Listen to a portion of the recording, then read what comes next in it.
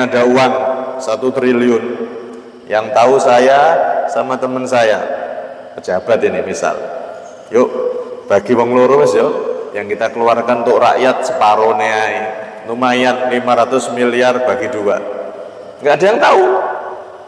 Kenapa? Karena merasa nggak ada CCTV, nggak ada yang tahu, KPK nggak tahu. Kita berdua kok 1 triliun 1000 M ini bagi 2 wis.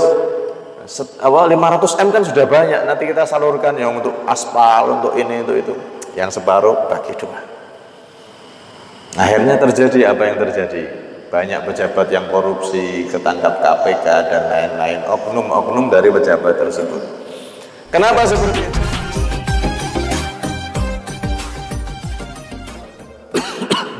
Wassalatu wassalamu ala Rasulillah Sayyidina Muhammad bin Abdullah wa ala alihi wa sahbihi wa man wala wa la hawla wa la quwwata illa billah.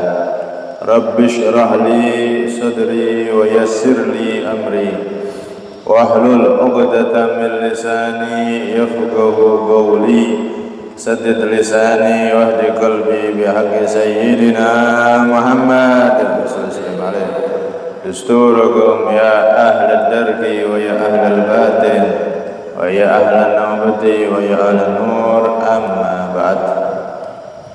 Jamaah Masjid Darus Salihin yang dirahmati oleh Allah Subhanahu wa ta'ala, alhamdulillah kita dipilih oleh Allah Subhanahu wa ta'ala untuk bisa hadir di majelis ilmunya Nabi sallallahu alaihi wasallam, yang mana dikatakan oleh Al-Imam Syafi'i radhiyallahu anhu warḍah, tidak ada ibadah yang lebih utama setelah kita menjalankan yang wajib kecuali kita hadir di majelis ilmu yang semacam ini, hadir berkumpul dengan para ulama, hadir di majelis ilmunya Nabi sallallahu alaihi wasallam.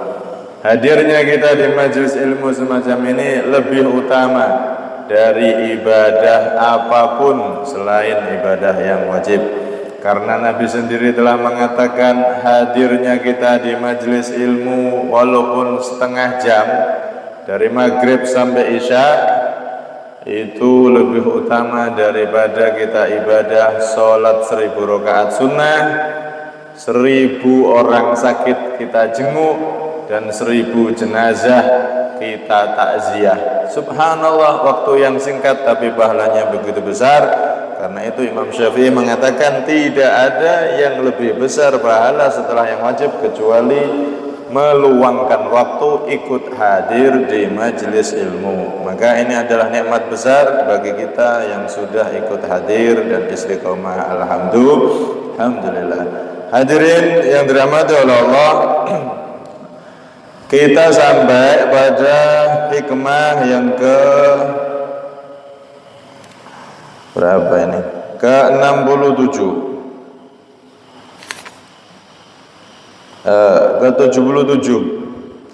Hikmah yang ke-77, qala al-musannif radhiyallahu anhu wa nafa'ana bi fidarin amin.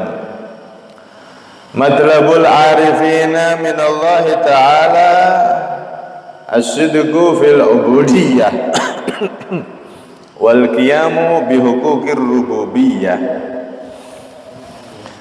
Al-Imam Ibnu Athaillah As-Sakandari menasihatkan matlabul arifin, permintaan orang-orang yang arif, orang-orang yang ma'rifat alias kenal kepada Allah. Permintaan mereka min Allah, dari Allah apa? As-sidqu fil ubudiyyah, jujur di dalam penghambaan. Satu. Kemudian yang kedua, wal qiyamu bi huquqir rububiyyah, melaksanakan hak-hak ketuhanan, hak-haknya Allah Subhanahu wa ta'ala. Di hikmah kemarin itu sudah kita bahas bersama orang-orang yang arif, yang kenal Allah itu nggak punya isyarat dalam hatinya. Mau diberi nikmat, alhamdulillah. Diberi ujian pun mereka nggak suudzon sama Allah. Pokoknya yang terbaik dari Allah. Semua yang terjadi adalah yang terbaik dari Allah. Itu mereka. Nah, orang-orang yang sudah kenal Allah itu, bahasa sederhananya ya wali ini Gusti Allah itu, mereka permintaannya itu dua, tujuannya itu dua. Pertama, asidqu fil ubudiyah, jujur di dalam penghambaan kepada Allah. Timbul pertanyaan loh, apakah kita umat Islam ini yang belum jadi wali, apakah kita bohong sama Allah? Apakah enggak jujur sama Allah? Ya kalau diteliti kita ini kurang jujur. Inni wajjahtu wajhiya lilladzi fataras samawati wal ardh. Aku hadapkan diriku untuk Allah yang menciptakan langit dan bumi. Hidup matiku untuk Allah. Ya kan? Kabira walhamdulillah katsira gitu. Itu semua kan saat kita sholat kita baca itu. Hidup matiku untuk Allah, semuanya untuk Allah sudah. Tapi pada kenyataannya kita kadang-kadang kurang jujur. Hidup kita bukan untuk Allah. Hidup kita ternyata untuk uang, untuk pekerjaan. Dan kadang-kadang sholat pun kita tinggalkan, puasa pun kita tinggalkan. Nah, di sini berarti kita perlu belajar bagaimana kita jadi hamba yang benar-benar jujur sama Allah Subhanahu wa ta'ala. Kalau orang-orang soleh, orang-orang dekat sama Allah, para walinya Allah itu mereka benar-benar jujur di dalam penghambaan kepada Allah. Maksudnya benar-benar jujur dalam menghamba itu bagaimana? Begini Pak gambarannya. Kalau ada orang punya anak, orangnya ini kaya raya, anaknya dikasih modal sudah buka restoran misalnya, atau warung makan besar, terkenal. Modal dari nol sampai buka besar itu semuanya dari orang tua. Misal, kemudian satu ketika orang tuanya berkunjung ke restorannya, ke warungnya, minta makan ini, makan itu, disediakan yang paling istimewa, menu favorit warung tersebut paling istimewa dikeluarkan sama anaknya. Dihidangkan untuk ayahnya yang ngasih modal, ngasih semuanya. Nah, anak yang baik itu kira-kira kalau ayahnya setelah makan ditarik bayar apa enggak? Bapak bayar, ini 1 juta, makanan favorit restoran saya, bayar 1 juta. Kira-kira kalau anak yang baik minta bayar enggak? Ya enggak. Enggak akan minta, kalau dibayar pun enggak mau. Kenapa? Udah usah Pak, ini wis mboten usah. Enggak mau. Nah, tapi kalau anak yang kurang tahu diri, ya bisa jadi minta dibayar. Begitulah kita itu Pak. Kita ibadah dari bangun tidur sampai tidur lagi, semua ibadah yang kita lakukan itu modalnya dari siapa? Dari Allah. Jantung yang gerakkan Allah, oksigen yang ngasih Allah, rizki yang ngasih Allah, semuanya dari Allah. Tapi kadang-kadang kita ketika ibadah itu merasa, oh saya harus dapat ganjaran, pahala, balasan dari Allah. Artinya Allah harus bayar saya dengan surga karena saya sudah tobat, saya sudah ibadah. Nah, kalau untuk Allah nggak apa-apa Pak, kita ibadah pengen dapat surga itu nggak apa-apa, Allah nggak marah. Cuman sebetulnya kurang bagus. Kalau orang-orang yang soleh itu bukan begitu. Mereka ibadah bukan untuk dibayar surga, enggak. Kenapa? Karena mereka paham dari saya bangun tidur sampai tidur lagi itu semua dari Allah. modalnya dari Allah. Lah kok aku mau minta bayaran Allah surga dari mana? Semua ini milik Allah, kok aku minta bayaran? Kayak anak tadi itu, ini semua ini modal dari ayah saya, kok ayah saya makan masa saya minta bayaran? Ya tidak pantas lah. Nah, mereka seperti itu sama Allah, merasa semua ini dari Allah, sehingga ketika mereka ibadah itu bukan untuk dibayar surga, bukan untuk dikasih pahala surga, bukan. Nah, tujuannya bukan surga. Cuman jangan salah pahami, oh berarti orang-orang wali-wali itu nggak membutuhkan surga, yang penting ridho Allah. Bukan begitu maksudnya. Mereka ketika ibadah, orang soleh ketika ibadah nggak merasa layak untuk dibayar surga, tapi mereka beribadah sebaik-baiknya agar Allah itu kasihan dan sayang, rahmat kepada mereka. Contoh ya, ada anak buah ini kerjanya bagus, dia dalam kerjaannya, tugasnya dia lakukan dengan sebagus-bagusnya. Tujuannya apa?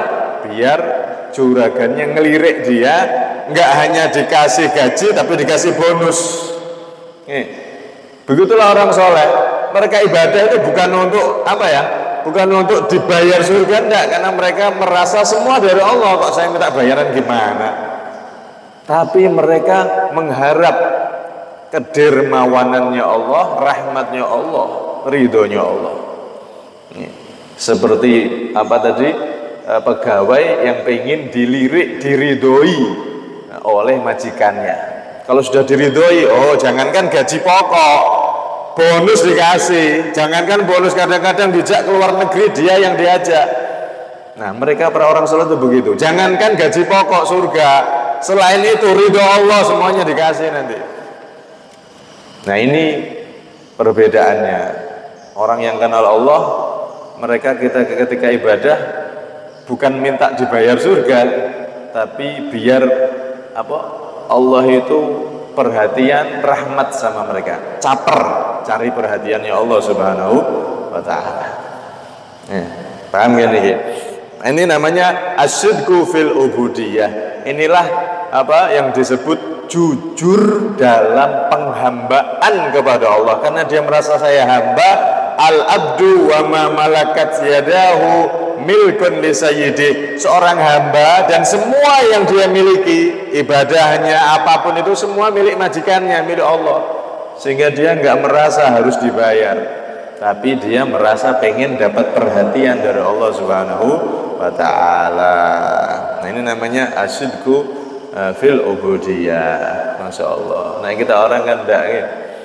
Nah, ibadah asale misal kurang ibadahnya sergep wis ning ati langsung wis aku ya pantes esuk ning surga paling dhuwur, pantes ya aku wis pantes udah merasa macam-macam. Kalau mereka orang saleh nggak merasa itu milik mereka, ibadah mereka nggak merasa itu ibadah mereka, semua itu milik Allah. Mereka cuma yang diminta rahmatnya Allah, kasih sayangnya Allah Subhanahu wa taala. Kemudian yang kedua, ini yang pertama, jujur dalam penghambaan kepada Allah, alias merasa semua yang dia miliki, ibadahnya apapun amalannya itu semua milik Allah, bukan saya. Sehingga enggak harus dibayar gitu loh, cuman caper aja, ingin dapat perhatian dari Allah Subhanahu wa taala. Yang kedua, wal qiyam bi huquqir rububiyah. Mendirikan alias menjalankan hak-haknya Allah Subhanahu wa taala. Ini tujuan mereka itu. Enggak ngarep dibayar, dan berusaha melaksanakan semua haknya Allah.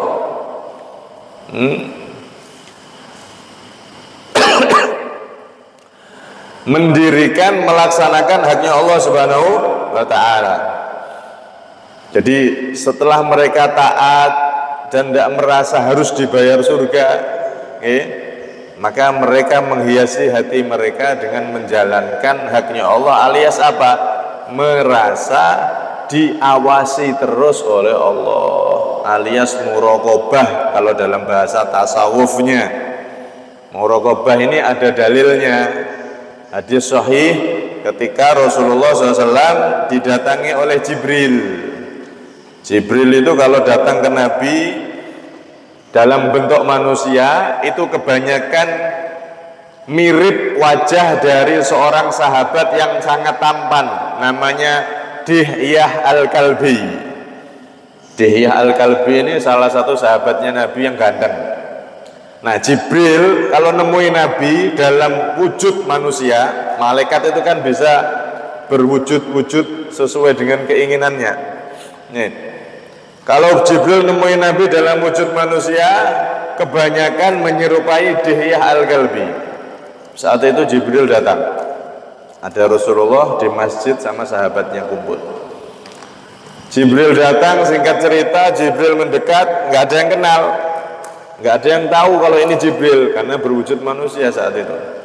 Tanya tentang apa itu Islam wahai Rasulullah, apa itu iman wahai Rasulullah, dan terakhir Jibril tanya apa itu ihsan wahai Nabi Muhammad. Ihsan itu apa wahai Nabi? Maka dijawab oleh Rasulullah, anta'budallah ka'annaka tarah fa illam takun tarah fa innahu yarak. Ihsan adalah engkau beribadah kepada Allah seakan-akan melihat Allah, atau seakan-akan engkau dilihat oleh Allah. Ini yang namanya muraqabah, merasa disoting, diawasi oleh Allah Subhanahu wa ta'ala. Kalau orang itu di hatinya ada rasa diawasi oleh Allah, maka orang ini akan semakin jadi baik. Yang jadi masalah zaman sekarang itu, kebanyakan dari manusia merasa tidak diawasi oleh Allah. Kalau CCTV, ya ada CCTV, dia merasa ada CCTV. Akhirnya nggak berani nyuri, nggak berani ini, nggak berani itu. Tapi kalau diawasi oleh Allah, nggak semua orang punya rasa itu. Coba kalau pejabat-pejabat, oknum-oknumnya itu semuanya merasa diawasi oleh Allah. Ini ada uang 1 triliun. Yang tahu saya sama teman saya, pejabat ini misal. Yuk, bagi wong loro wis yo, yang kita keluarkan untuk rakyat separuhnya ae. Lumayan 500 miliar bagi 2. Nggak ada yang tahu. Kenapa? Karena merasa nggak ada CCTV, nggak ada yang tahu, KPK nggak tahu. Kita berdua tok 1 triliun 1000 M ini bagi 2 wis. Awal 500 M kan sudah banyak, nanti kita salurkan yang untuk aspal, untuk ini, untuk itu. Yang separuh bagi 2. Akhirnya terjadi apa yang terjadi? Banyak pejabat yang korupsi, ketangkap KPK dan lain-lain, oknum-oknum dari pejabat tersebut. Kenapa seperti itu? Ya karena merasa nggak ada yang ngawasi, nggak ada yang tahu. Coba kalau pejabat itu merasa diawasi oleh Allah, ini nggak ada yang tahu, KPK nggak tahu, CCTV nggak ada, tapi Allah ada, Allah tahu. Ya tidak wani korupsi. Untuk rakyat ya untuk rakyat, dia ngambil untuk gajinya saja. Subhanallah. Karena itu dikatakan dalam risalah Kusyairiyah, muraqabah ini adalah aslu kulli khair. Orang itu kalau sudah di hatinya merasa diawasi oleh Allah, itu adalah sumber dari semua kebaikan. Sumber dari semua kebaikan itu merasa diawasi oleh Allah. Kalau sudah begitu kan diawasi oleh Allah, merasa diawasi oleh Allah, dan rasa itu terus ada di hatinya. Atau kalau tidak terus ya sering ada di hatinya. Oh, jadi orang baik pasti. Kebanyakan dari kita kan rasa diawasi oleh Allah ini jarang nempel di hati kita. Jarang nempel. Ya kadang ngerasa diawasi Allah, tapi jarang gitu. Coba kalau muraqabah ini ada terus, nempel terus, merasa diawasi oleh Allah, ada dalam hati kita terus atau sering ada di hati kita, oh akan semakin bagus. Akan semakin baik, semakin baik. Yang sudah baik tambah baik, yang sudah ibadah tambah ibadahnya, tambah istiqomah dan seterusnya. Karena itu di dalam Al-Quran Allah Subhanahu Wa Taala berfirman, wa kana Allahu ala kulli syai'ir raqiba. Dan Allah atas segala sesuatu itu melihat, semuanya dilihat oleh Allah. Semuanya Allah ketahui. sampai cacing di bumi yang paling dalam, dia tetap bisa hidup, tetap bahkan badannya gemuk, padahal di bumi lapis paling dalam ada makhluk hidup di sana. Dia tetap urip. Kenapa? Karena Allah melihat. Semuanya dilihat oleh Allah. Kalau ada satu saja yang terlepas, pasti mati itu. Nggak diberi rezeki sama Allah, mati. Lah kok hidup di bawah tanah yang bukan paling dalam kok hidup? Karena Allah melihat segala sesuatu dan memberi rezeki segala sesuatu. Kalau sudah Allah Maha melihat seperti itu, kenapa kita ini jarang merasa diawasi oleh Allah? Sering hati kita tuh nggak merasa diawasi oleh Allah. Ya contohnya tadi itu, terutama para pejabat-pejabat. Nah, ya kita juga sama.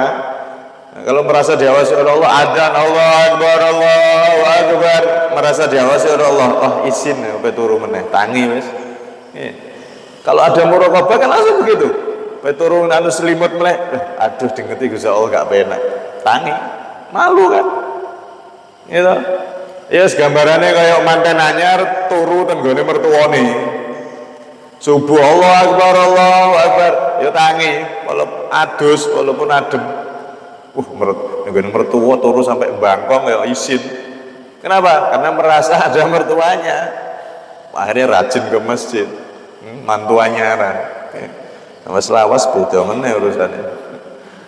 Nah, itu muraqabah terhadap merasa diawasi mertua, merasa diawasi orang yang kita hormati aja kita bisa berubah jadi baik, bisa lebih baik. Apalagi kalau kita merasa diawasi oleh Allah. Karena itu dulu itu diceritakan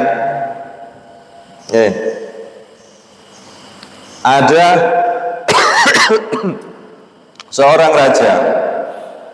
seorang raja ini, cerita ini pelajaran kalau orang tuh punya sifat merasa diawasi, muraqabah, itu jadi mulia. Bahkan bukan hanya kepada Allah, kepada atasan sekalipun itu bisa mulia. Ada raja, dia ini punya pengawal-pengawal muda, bodyguard muda yang banyak. Jenenge raja, pas pampres kalau presiden itu kan muda-muda semua itu. Tidak mungkin jadi pas pampres kok umurnya 70 tahun melakukan rematikan jadi pas pampres ke ono. Ini raja pengawal pribadinya muda-muda, kuat-kuat, hebat-hebat. Tapi di antara pengawal pribadinya ini ada satu pemuda yang sangat diistimewakan oleh raja. Sangat diistimewakan oleh raja. Diistimewakan sudah, sampai yang lain ini cemburu, cuman ya nggak berani karena raja. Bertanya-tanya, penasaran. Nih, bisa? Belum. Akhirnya suatu ketika si raja ini kunjungan pergi, biasa sama pengawal pribadinya dan semua rombongan yang diajak. Di tengah jalan raja melihat ke arah gunung, noleh ke arah gunung, di atas gunung itu ada salju. Raja melihat salju itu kayak orang kepingin gitu. Subhanallah, si pemuda yang bodyguard yang paling disayangi tadi itu langsung maju kudanya, saya dibelok dia langsung naik ke atas gunung dia. Ini dalam perjalanan raja masih jalan, tapi yang pemuda ini belokkan kuda langsung maju naik ke atas gunung. Setelah itu ngambil salju satu wadah dibawa ke depan raja, balik turun gunung dikasihkan raja. Raja tanya, wahai pengawalku, kamu kok bisa tahu kalau saya pengen salju? Zaman dhisik Pak, rojo nek pengen ngombe es jus, golek salju sih. Awek kalah sama kita orang wis dadi rajanya raja ya. Tiap hari iso ngombe es jus, es ini, es itu. Raja zaman dulu pengen ngombe es malah yo itu juga salju. Makanya sampai niku kita ini hidup zaman akhir wis koyo rojo nih rojo. Jangan suka ngeluh, wis pokoknya enak sudah gitu.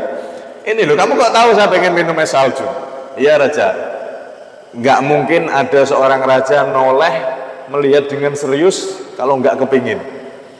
Saya paham isyarat sampean, langsung saya pacu, saya ambilkan tadi. Wah, langsung ngomong raja, ini loh gara-gara ini dia itu merasa anak muda ini aku sayangi, aku istimewakan. Kenapa?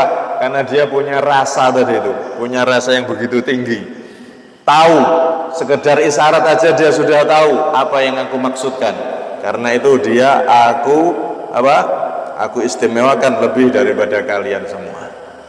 Karena dia bisa memahami isyarat yang aku isyaratkan. Nah, ini. Nah, jadi si pemuda ini kalau di depan raja terbaik sudah. Apa yang dia raja belum ngomong dia sudah paham. Pak, diambilkan ini, ambilkan. Paham. Merasa berada di orang yang paling istimewa di depan rajanya dan dia berusaha melayani sebaik-baiknya. Sebelum raja ngomong, aku sudah paham saya harus bagaimana. Karena di depan orang yang sangat dia hormati. Nah, coba kalau kita seperti itu di depan Allah. Artinya kita merasa diawasi oleh Allah kayak si pemuda di depan rajanya tadi itu. Belum adzan, sampai duhur siap-siap. Pengertian sebelum dipanggil sama Allah, Allah Akbar, Allah Akbar, hayya 'alas shalah. Sebelum dipanggil kita sudah datang dulu. Kayak pemuda, sebelum disuruh baru noleh tok, sudah paham dia. Coba kalau bisa seperti ini, diistimewakan sama raja. Kalau ada manusia sepeka pemuda ini pasti akan diistimewakan oleh Allah. Itu maksudnya. Karena itu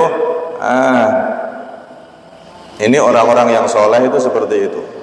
Berusaha merasa selalu dilihat oleh Allah dan mereka berusaha sebaik mungkin di dalam beribadah kepada Allah Subhanahu wa ta'ala.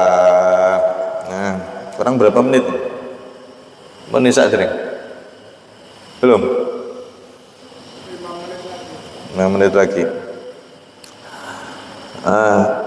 Satu cerita lagi. Ini sudah pernah kita ceritakan mungkin ya. Sayyidina Umar. Dan kita berisalah Syariah juga. Disebutkan pernah beliau pergi sampai ke lereng gunung ketemu sama pemuda yang sedang mengembala kambing juragannya. Jadi dia ini buruh mengembala kambing. Nah, ketika itu Sayyidina Umar tanya, kambingmu tak beli ya? Tak beli satu. Bahwa ini bukan milik saya, ini milik juragan saya. Ya tak beli, nanti ngomong aja sama juraganmu, tadi kambingnya terperosok di jurang atau dimakan oleh serigala. Pas saya ngembala ada serigala nerekam tiba-tiba, kan beres. Satu kambing hilang, enggak apa-apa, banyak gini, juraganmu paling yang enggak nesu. Kamu alasan yang tepat sudah. Maka si pemuda itu kemudian tertunduk beberapa saat, kemudian si hamba ini yang mengembala ini ngomong fa'in Allah. Kalau saya bisa ngomong seperti itu ke juragan saya, wahai Kisana, karena belum tahu ini kalau ini Sayyidina Umar, maka di mana Allah? Bukankah Allah melihat aku kalau aku bohong sama juraganku?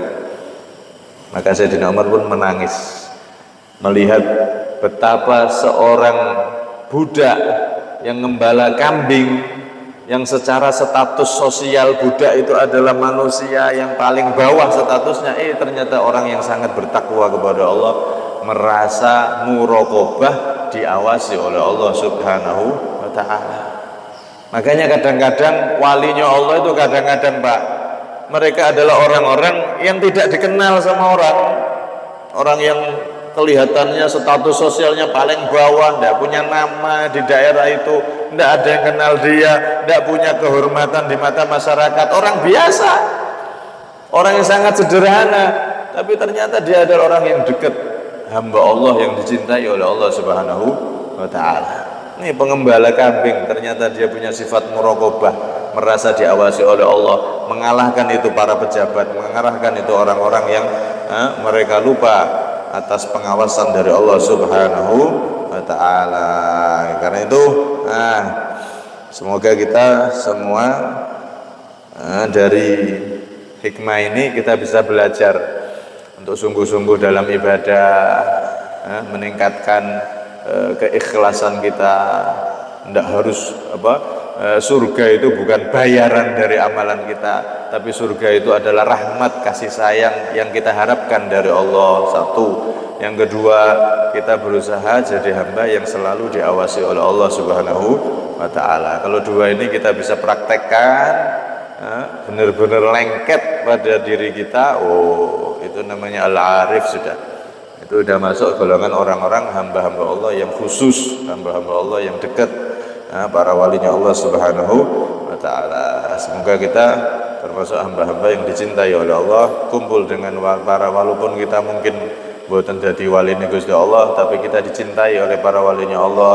Kita mempelajari akhlak mereka, harapannya mereka cinta sama kita, karena kita berusaha mengenal akhlak mereka, mengenal kepribadian mereka kepada Allah, sehingga kita pun akan dikenal oleh mereka. Dan walaupun bukan wali, tapi kelak kita dikumpulkan bersama golongannya para wali, karena kita membahas keadaan hati mereka, para walinya Allah Subhanahu wa ta'ala. Amin Allahumma amin. Kurang lebih minta maaf. Amin. Wa minkum salam.